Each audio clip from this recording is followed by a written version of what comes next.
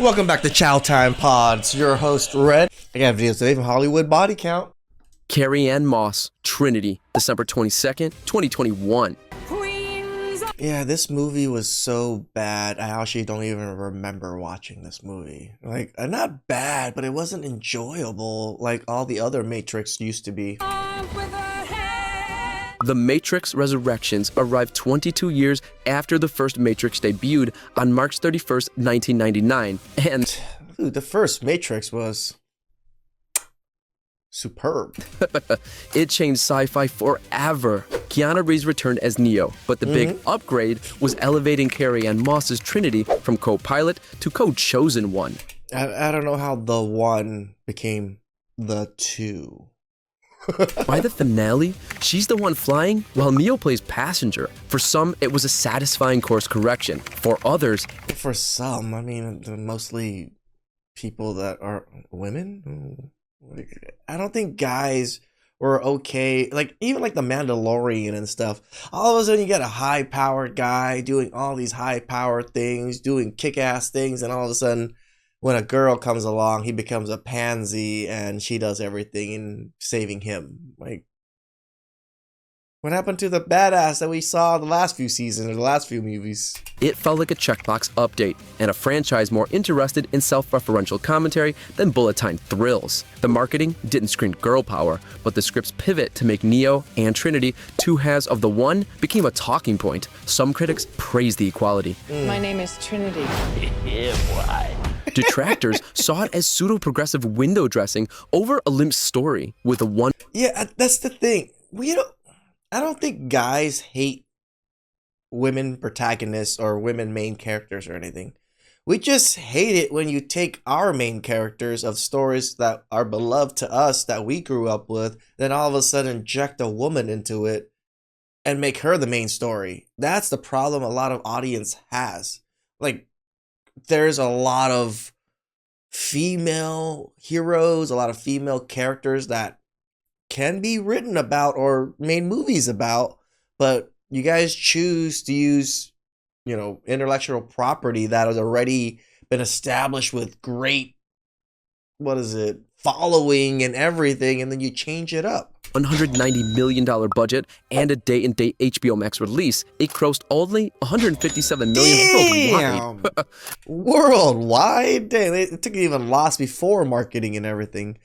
On the last video, you guys told me, yeah, even if it's very close to the same numbers, because of the marketing cost almost doubles the cost of the movie, plus whatever box office says, half of it goes to the theater. But this one was like a HBO release thing, making it the lowest earning entry in the series and a likely 9-figure loss once marketing was factored in.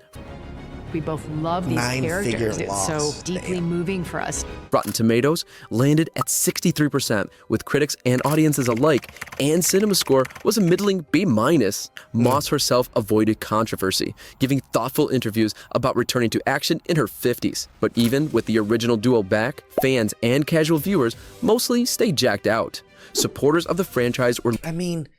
another one of his, it's 22 years later. It's kind of hard to kind of watch something 22 years later when you kind of forgot about everything. Left wishing this ambitious, meta, Love Conquers All sequel had remembered how to actually thrill. Rachel Zegler and Snow White. On March 21st, you guys mentioned this one in the last video. Like, why didn't you guys mention this girl? 2025, Disney's iconic princess re-emerged, this time as a bold, independent heroine. Never daring to disobey, so she's dreaming. Is it weird that a female hero is called heroine? Is that coincidence? I think not.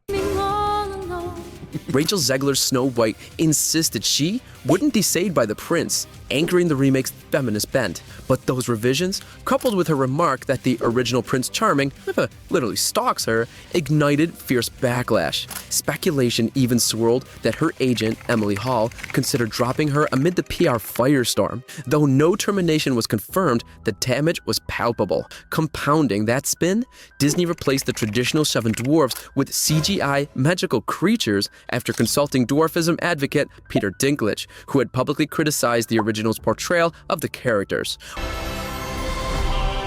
You'll be safe from the Queen here. While the studio framed Like, imagine an actor screws your movie up so badly that you have to refilm everything and change characters. That's pretty bad. it as progressive, many performers in the dwarfism community saw it as an erasure and a lost opportunity for employment.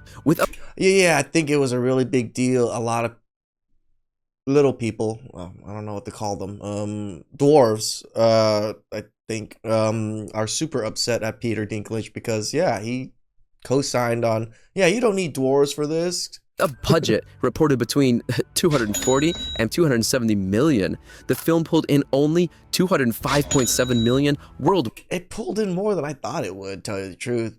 A resounding commercial disappointment for a brand of this size. Rotten Tomatoes critics score hovered around 38%, while audience response was slightly higher but heavily polarized. Zegler's promotional interviews became a flashpoint. I mean, her comments and political stance. This is exactly why people will check your social media, see how you act in real life and how you act within, you know, social media and stuff, because it can ruin movies, it can ruin your company, it can ruin your image, just because all the things she said on her own, now it ruined a whole movie. Turned a fairy tale into a culture war battleground. Even loyal Disney remake fans found themselves longing for more warmth or magic, not modernized controversy and fractured goodwill. What do you think about her take? Like, I don't even know if it's really these actresses or whatever it is. It's really these big movie production studios that just are letting a lot of weird directors, women directors, direct everything and give them free reins on everything. That's what it felt like in a lot of movies that they let. Like, most movies that are going to be written by or directed by men are going to be a little bit more male-centric overall. But I've noticed a lot of newer movies have female that are very feminist, very man-hating types that are making movies and kind of injecting those politics into the movies itself. The evil queen. She's terrifying. Blake Lively, Stephanie Patrick. January 31st, 2020, marked the arrival of The Rhythm Section, a female-led spy thriller backed by James Bond producers Barbara Broccoli and Michael G. Wilson. I've heard about this Blake Lively stuff, but I don't know too much about it. Blake Lively took on the role of Stephanie Patrick. Oh, that's her? Oh, damn, she was hot back then in this picture here. Now, this... Ooh. I need your help to find the ones who did this. I've got nothing to lose. A grieving civilian whose family was killed in a plane bombing. Spiraling into addiction and sex work, she recruited and trained to become an assassin, pursuing those responsible across the globe. Lively's approach was deliberately unglamorous. Stephanie is clumsy in combat, They pretty much made a Taken, but with women? Kinda? with weapons and makes mistakes that put her in danger. While some critics praise this grounded take, many audiences used to the slick efficiency of Jason Bourne or James Bond found it frustrating. The tone was grim, and the lead's damaged, joyless demeanor offered little escapist appeal. Marketing avoided overt feminist slogans, selling it instead as a gritty, realistic spy film from the producers of James Bond. But even with that pedigree, it became one of the decade's starkest box office failures. On a budget of around $50 million. I didn't even know this was a movie. Never watched it. It grossed just $6 million worldwide. Dang! $6 million. Holy cow! It cost $40 million and it only made $6 million. Jeez. Setting records for one of the lowest openings ever on more than 3,000 screens. Rotten Tomatoes critics scored it at 28%, audiences at 44%. Lively avoided any promotional missteps, but the film's reception was so cold that even supporters of female-led action admitted this was a missed opportunity. Chases is great wide shots of cars spinning out, crashing, and the things that they're avoiding. Oh my god! Undone by sluggish pacing and a downbeat execution. Anya Taylor-Joy, Imperator Furiosa. Oh, okay. May 20. I actually liked the Mad Max one before the Furiosa one. I thought it was a decent story overall didn't hate on it. 4th, 2024, saw George Miller return to the wasteland with Furiosa, a Mad Max Saga, a prequel to 2015's Mad Max Fury Road. Somebody that can fight as strong as he can. Anya Taylor-Joy stepped into the role Charlize Theron made iconic, portraying a younger... Oh, okay. I was wondering why it wasn't Charlize Theron. She's playing the Charlize Theron character because they look similar enough, but that's the younger version of her. Got it. Imperator Furiosa's journey from abduction to hardened warrior. The film kept Furiosa's persona consistent with her Fury Road image, stoic, fiercely independent, and relentless in her fight against tyrants. Critics praised Taylor-Joy's physical commitment and the film's elaborate set pieces. Unlike other female-led spin-offs, it wasn't marketed with overt girl power messaging. The focus stayed on world building and action spectacle. This helped avoid culture war backlash, though some fans expressed mild skepticism over a Mad Max entry without Max himself. Despite strong reviews, that is interesting. You know, like the Mad Max world building has always been revolved around Mad Max. Kind of makes sense. Hovering near 90% on Rotten Tomatoes and an A- cinema score, the numbers fell flat. With a production budget reported between 168 and 170 million, it grossed about 174 million worldwide, far short of the approximately 330 million often needed to break even after Damn, it's so crazy that they need to make double the amount of money they spent to just kind of break even. That's a lot of money. Marketing. Industry estimates pegged losses between $50 to $100 million. Jeez. Give me this promise. No controversies emerged from Taylor-Joy's press appearances, and Charlize Theron publicly supported the recasting. For many fans and feminist film supporters, Furiosa became a bittersweet win. Proof a female-led blockbuster could deliver creatively, but also a frustrating reminder that even critical acclaim doesn't guarantee box office survival. Carey Mulligan and... It's weird that they want so many female protagonists doing such action roles and action movies. Who watches action movies? It's mostly men, you know, like, and men like buddy cop comedies, buddy action movies. You know, what was the biggest buddy action movies I can think of would be like Shanghai Noon. What was the other one with Jackie Chan? Rush Hour. See, those are the type of movie I think guys really enjoy, and those types of movies they don't make that much anymore. Those were fun action movies with a little bit of comedy in them. Now it's a lot of women action movies, and they try to make it too serious. And Zoe Kazan, she said, November 18th, 2022, She Said brought to the screen the true story of New York Times journalists Megan Twohey and Jodie Cantor. I have no clue what the hell this movie is. Played by Carey Mulligan and Zoe Kazan. I believe he used to work for Harvey Weinstein. Oh. The film followed their investigation into Harvey Weinstein's history of sexual abuse, adapting the reporter's 2019 book and framing it in the tradition of investigative dramas like Spotlight. Mulligan and Kazan's portrayals emphasized diligence, empathy, and quiet determination, showing the painstaking process of persuading survivors to go on record. These values resonated with critics, but proved a tough sell for general audiences. Many viewers found the tone heavy, and the story too close to ongoing headlines to make for an appealing night at the I mean, it makes sense. You know, people don't really want to hear about this too much in depth.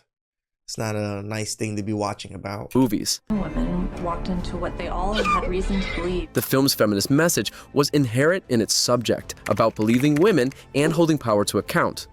But marketing avoided. You know, again, guys, the whole woke thing, I only do these videos and they use the word woke. I understand that they kind of hijack the word, but it gets the headlines and you guys click it with just that word, so. It's sloganeering. There was no organized backlash. Instead, the obstacle was indifference and fatigue with the hashtag MeToo themed content. Made for around $32 million, She Said grossed just $13.9 million worldwide, opening to a dismal $2.2 million in North America. Critics were favorable, within an 88% Rotten Tomatoes score, but audiences' turnout was minimal. Neither Mulligan nor Kazan stirred controversy and promotion, yet even... I don't think people go to the movies nowadays to watch these types of movies en masse. These are, like, everybody's sad and depressed. I think they kind of want to watch movies that take them outside of their world and for enjoyment purposes, not seeing how ugly the world truly is sometimes. Even supporters of female-led prestige films admitted disappointment. She said was respected for its craft and integrity, but left little cultural or commercial footprint. Jessica Chastain, The 355, January 7th. Don't know this movie either. There's so many of these movies, just probably looking at them or hearing about them, like, I'm gonna discount this. Which is a bad thing, you know, obviously, because you're prejudging so greatly you never even watched the movie, but doesn't seem like we lost out on much. 2022 marked the debut of The 355, a high-concept spy thriller pitched as a female-led answer to Bond and Mission Impossible. They called her Agent 355 because they didn't want the world to know her real name. Jessica Chastain starred as Mason Mace Brown, a CIA operative who teams up with agents from around the globe, played by Penelope Cruz, Diane Kruger, Lupita Nyong'o, and Fan Bingbing, to recover a stolen cyber weapon. The characters were presented as highly skilled, globe-trotting professionals, but critics argued the film was weighed down by a generic plot and uninspired action. The premise, an all-women spy team, was the hook in the marketing, yet it feels like a Charlie's Angel type-esque. Execution leaned heavily on cliches, and from the very franchises it sought to compete with. While the story avoided overt political sloganeering, the female spy dream team branding placed it squarely in the conversation about Hollywood's gender-flipped blockbusters. That spotlight, combined with middling reviews, that it had little room for error. The numbers told the story. It feels like that Ocean's 11 turned into like Ocean's 8 thing, where all of a sudden it's women with less people and they're just perfectly good at what they're doing. Ourselves in danger, so others aren't. A reported $75 million budget, just $27.9 million worldwide, and one of the steepest losses of the year for Universal. Rotten Tomatoes critics scored it at 24%, though the audience score was far higher at 86%, suggesting, you know, as a normal person, hearing about all these major losses in the millions, you know, tens of millions and hundreds of millions, it makes me feel like so small and minute in the world. Like, damn, people are losing this kind of money on things, and me losing $5 is all sad over here. a niche enjoyed it despite critical panning. Chastain and her co-stars kept their promotion controversy-free, but even supporters of female-led action films admitted that 355 wasted the potential of its talented cast on a formulaic and predictable spy movie. Ana de Armas, Ballerina, June 6, 2025. I'm a big fan of the John Wick series. When this came out, I was just like, yeah, probably not gonna watch it. Brought the John Wick universe its first spin-off feature, Ballerina. You will always be weaker. You will always be smaller.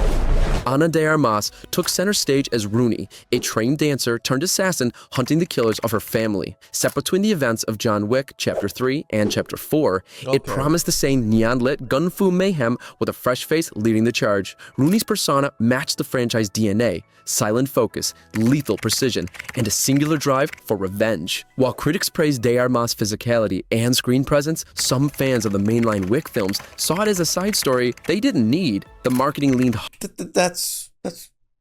we want to know about John Wick stuff, not some random character. hard on franchise connections. Even bringing back Keanu Reeves for a cameo, but offered little to distinguish Rooney's journey from Wick's beyond her ballet background. Me. You should think of fire. With a production budget around $90 million, Ballerina opened well below projections, earning about $25 million domestically in its first weekend. The final worldwide tally of roughly $132 million put it below break-even after marketing costs. Rotten Tomatoes critics scored it in the mid-70s, while verified audiences rated it over 90%. I actually thought about watching it, and now it's just like, you know, I used to be a big movie buff, like I said in the last movie. And just seeing how these movies are made and just how they're tailored to a certain very small demographic of people that don't even enjoy movies anyways. Showing that those who saw it generally approved. De Armas avoided controversy and promotion, but the film's muted turnout frustrated supporters of female-led action. Many felt Ballerina delivered solid thrills, yet failed to make a compelling case for itself beyond being John Wick with a woman. Again! They just literally take the IPs we enjoy and then just replace our main character with a woman. That's exactly what Ballerina is. Rebel Wilson, Bride Hard. June 20th, 2025, Rebel Wilson hit theaters as Sam. I actually thought this movie was going to be funny. I saw it in previews all the time because I went to the movies and I see in the movie previews. And she's lost so much weight. I can't even be mad at her. She looks pretty good now. A maid of honor who must turn into a super spy to save the wedding when our mercenaries crash the party. What? I thought secret agents knew how to drive everything. Not female secret agents? What? I'm just kidding. Marketed as a mashup of Bridesmaids and Die Hard, critics said it failed to deliver on either front. The Guardian called it a disastrous and unfunny attempt at an action comedy, noting the screenplay combines crude humor with childlike action and lacks chemistry among even the talented cast. Ty Burr at the Washington Post described it as cringingly stupid, with implausible plot lines and vulgar gags that fell flat. Wilson brought energy to the role, training for 5 weeks and performing many of her own stunts, though she admitted she refused a dangerous Kate jump stunt that would have terrified her. Unfortunately, the commitment didn't translate to results. As a friend, I did kill a bunch of dudes for you. With a budget estimated between $20 to $30 million, Bride Hard grossed less than $1 million domestically. Less than $1 million. Holy cow. And just over $1.5 million worldwide. It seemed like it'd be a good movie that for a lot of the girls to go watch. But again, this is the issue that they're having. They're creating action movies with women. Women don't really care for action movies. They just don't. You got to make a new like Notebook or something for women. That's when they're gonna go to the movies in droves. You're trying to make action movies with girls in them. Girls don't care if they're gonna go watch action movies. You don't think girls are gonna want to watch guys doing all the cool action stuff anyways? I mean, just a thought. One of 2025's most visible box office disasters, Rotten Tomatoes reflected the $1.5 million. That's crazy. reception. Roughly 15% from critics. Considering like almost every movie I went to last year or so had like this movie in the beginning previews, and it's still at $1.5 million. That's diabolical. And a mid-50s audience score. Despite the buzz around Wilson's return to broad comedy, even her fans agreed it was more slogan than sparkle, a premise that never caught on, and a laugh-starved wedding fiasco. Time's up. The saying just works so well, you know, you go woke, you go broke. A lot of these movies that are tailoring to certain ideologies, political ideologies, feminism or whatever it is, are just failing in mass. And nobody cares to watch these movies. Why? Because they're not funny, they're not enjoyable, they're not action-packed, they don't have great storylines anymore. No, now it's agendas being pushed, trying to make sure you check all the boxes. Can we just have enjoyable damn movies nowadays? Come on! Please like, subscribe, comment down below. I really appreciate that. Catch you guys next time. Ciao.